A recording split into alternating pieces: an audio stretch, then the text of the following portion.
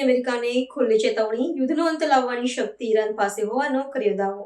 ભારતમાં ઈરાનના રાજદૂત મોહમ્મદ ફતાલીએ અમેરિકી સબમરીન દ્વારા ઈરાની નૌસેનાના જહાજ પર કરવામાં આવેલા હુમલા અંગે ઉગ્ર પ્રતિક્રિયા આપી છે. નવી દિલ્હીમાં પત્રકાર પરિષદને સંબોધતા તેમણે જણાવ્યું હતું કે ભારતીય દરિયાકાંઠાની નજીક થયેલો આ પ્રહાર આંતરરાષ્ટ્રીય જળસીમાના નિયમોનું ઉલ્લંઘન છે. આ જહાજ તાજેતરમાં જ ભારતીય નૌસેનાના બહુપક્ષીય સૈન્ય અભ્યાસમાં સહભાગી થઈને પરત ફરી રહ્યું હતું. તે સમયે જ તેને નિશાન બનાવવામાં આવ્યું છે.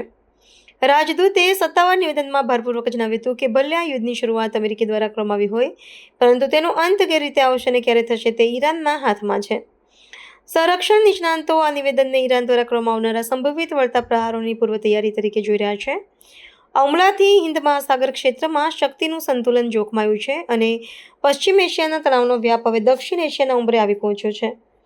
આ ઘટના બાદ ઈરાને અમેરિકા સાથેના તમામ રાજદ્વારી સંપર્કો સ્થગિત કરવાની જાહેરાત કરી છે અને આ મામલે સંયુક્ત રાષ્ટ્ર સુરક્ષા પરિષદમાં રજૂઆત કરવાની તજવીજ હાથ ધરી છે.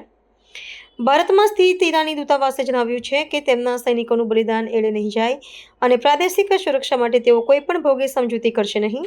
આ આક્રમક વલણને પગલે પડોશી દેશોની નૌસેનાઓએ પણ પડોશી જળમાર્ગો પર નજર રાખવા માટે સજ્જતા વધારી દીધી છે. They want to up to now they want to cost and benefit, but fortunately they knows very well the capacity and capability of Iran, and but we don't war. They started, and we announced several times the duration of the time, the finishing or ending of the war, it is our hand.